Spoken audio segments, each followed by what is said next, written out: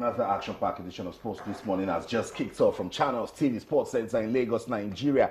Always a delight to have you join us. I'm Austin Okonakpan. Good morning and welcome. I'm Cecilia Omogbe. Okay, it's just Cecilia on the show this morning. And of course with you, we will be having so much fun talking sports. Let's begin right here in Lagos, Nigeria, where Nigerian boxers going to the African Boxing Championships in Yaoundé, Cameroon next week are displaying super confidence. You listen to the 10 boxers that will be representing the country today, and you will agree that is a show of super confidence. Yeah, definitely. It's obvious from this particular picture. Okay, now what is happening today in Lagos? MFM, of course, would definitely want to bounce back from that baptism of fire. That was what Austin called it when they lost at Shooting Stars Ibadan at the weekend. But right now, they will be welcoming Sunshine Stars for midweek action of the Nigerian Professional Football League.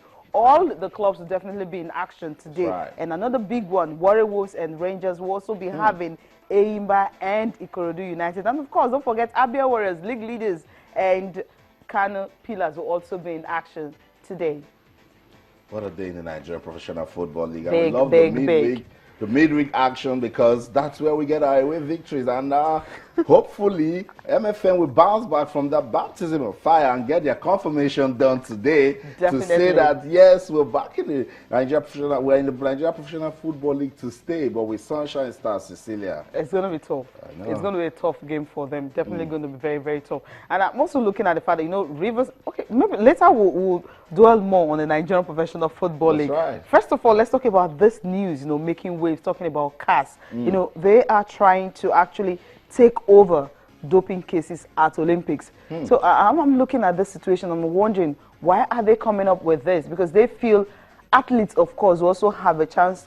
They won't have a chance to actually hear directly from the athletes. You know, they face the panel and all that. They'll immediately give the sanctions and all. Then the different NOC, the federations and all that would definitely want to have to follow after that. Or rather, the IOC would definitely want to follow after that. I think this might just maybe help in curbing the doping issue. Help, but then you're wondering, why is the IOC pulling out? Why are they leaving everything to CAS? You know, because the IOC is the International Olympic Committee that is in charge.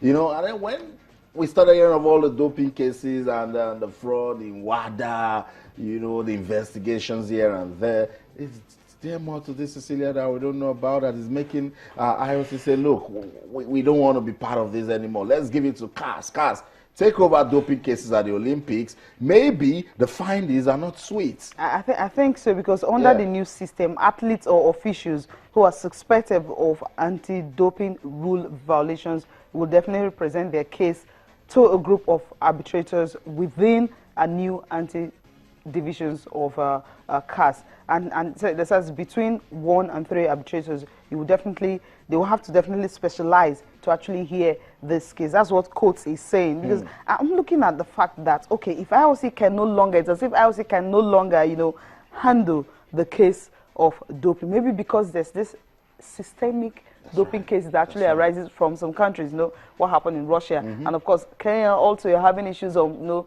some of the so-called people who are supposed to protect athletes or also expose those who have doped in the past and all that wants to collect money to actually reduce, you know, the bans. Maybe that was what actually happened when they had to, you know, hold that meeting yesterday. And of course it's going to start right from Brazil in Rio.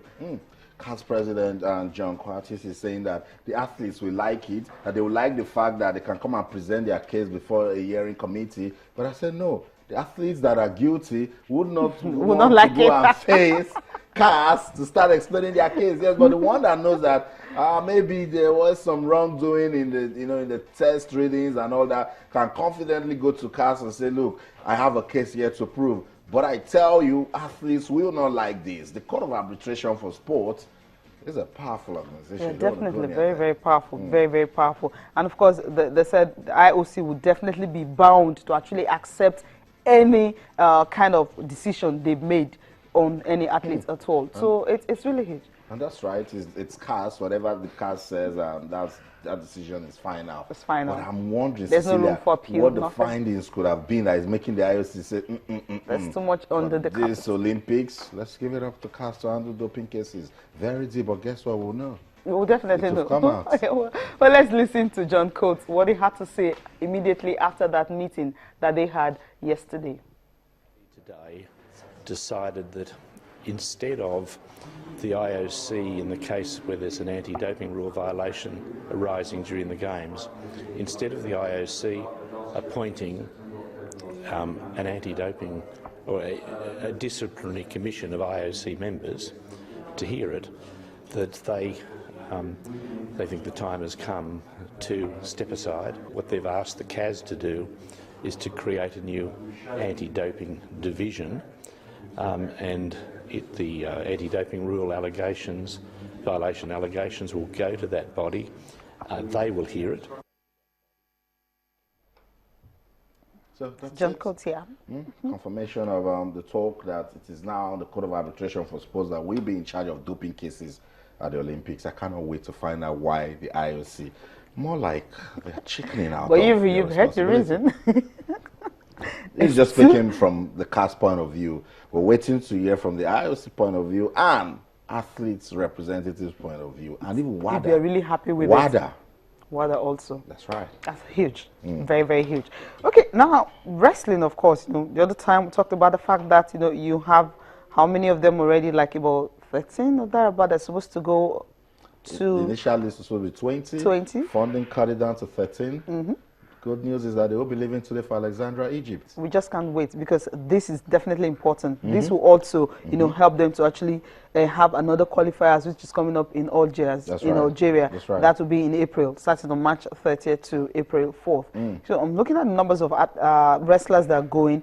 13 of them. That's right. Well, you would say it's okay, but I think we expected that 22 to actually go because the more the merrier. The more the merrier, and then it gives you more options, Cecilia. We're talking about an Olympic qualifying tournament, and again, it gives the federation another chance to assess the level of readiness on the part of the athletes. But 13 isn't bad enough. We're talking about 8 females and 5 male wrestlers here. And then look at the list of female wrestlers. You see promise right there. Yes, Oduayo Adekunle has qualified for the Olympics. To emphasize that, but it is an African championship. It's also another qualifier for the World Grand Prix. So she needs to take part in this one. So as to go for that one. So it's very important. And again, our presence in the team is enough motivation for the likes of Aminat Adeniyi and then Anna Ruben. There's also Mercy Genesis. Blessing Odudu also. Blessing Odudu Oboru Dudu.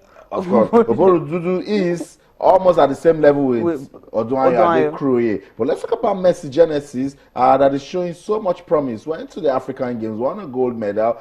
That kind of wrestler needs consolidation, and this will provide her that chance to show that she actually has what it takes to go to the Olympics. Good one for the Amaz Daniel. Remember Amaz Daniel for the Commonwealth Games? Yeah, Melvin Bibo also going, and then Wilson Ebike Wenimo.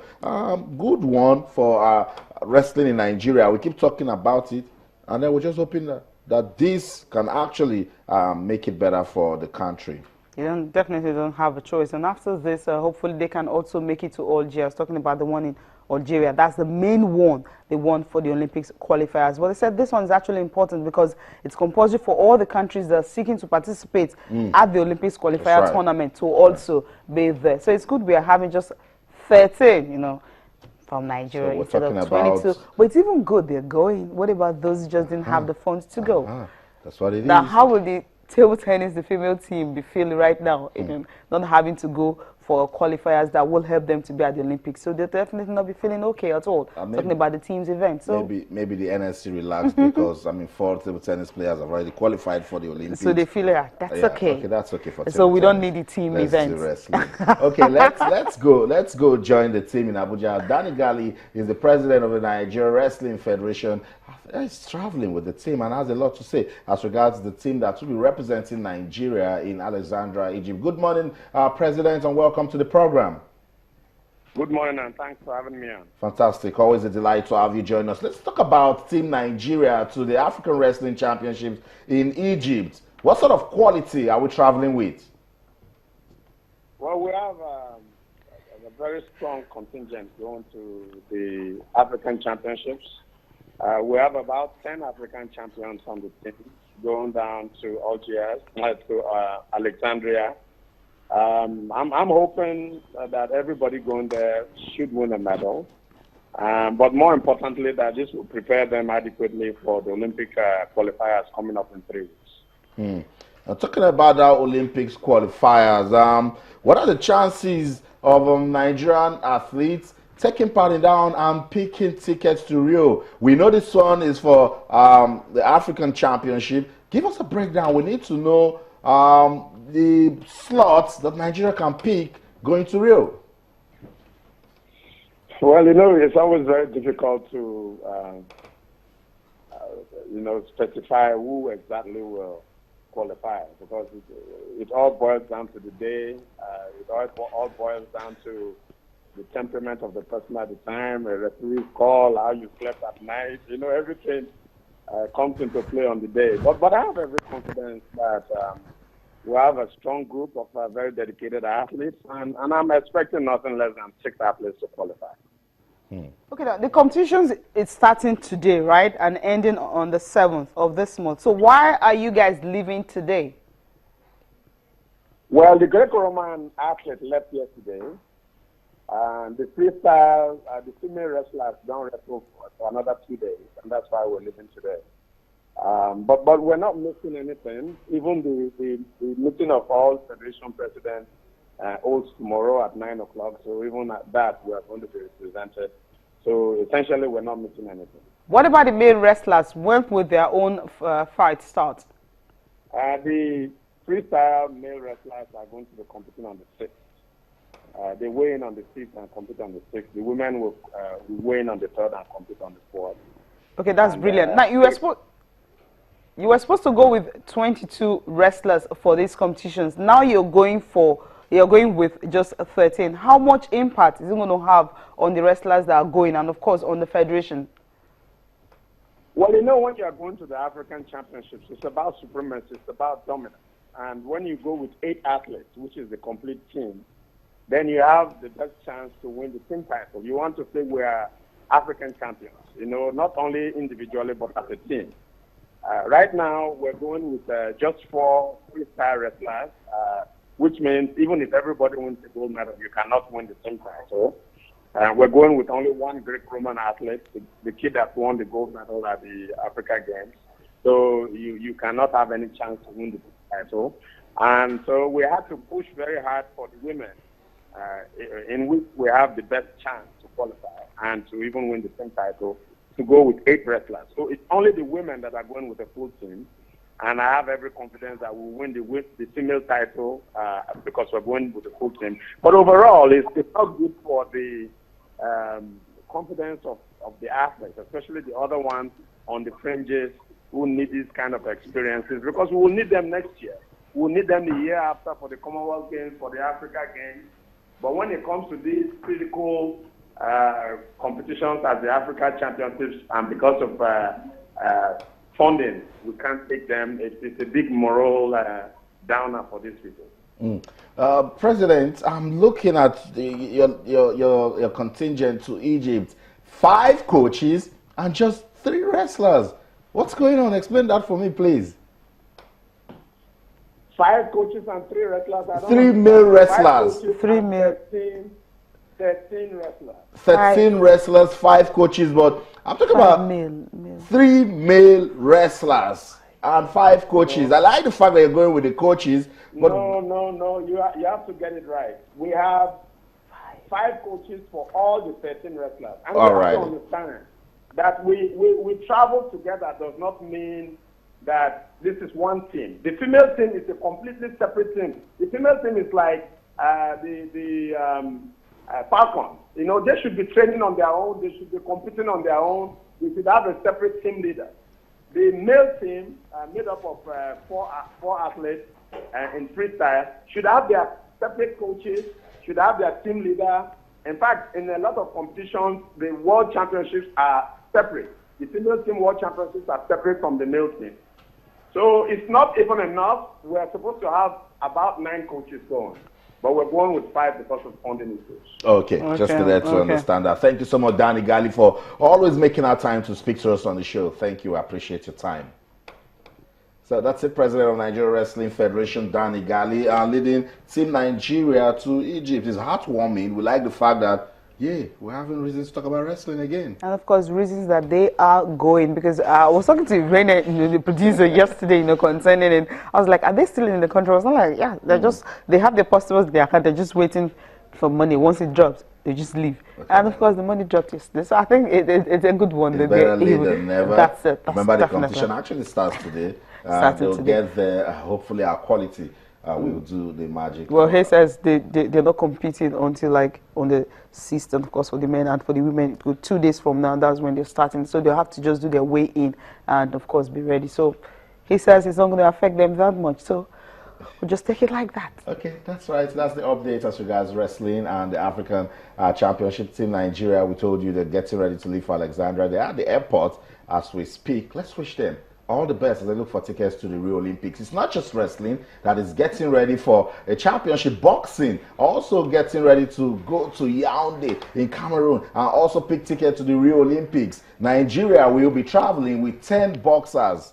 Now, for wrestling, the females are more. For boxing, the male the male boxers are more. Nigeria will be traveling with 7 male boxers and 3 female boxers. Cecilia, I was at the camp of the boxers yesterday.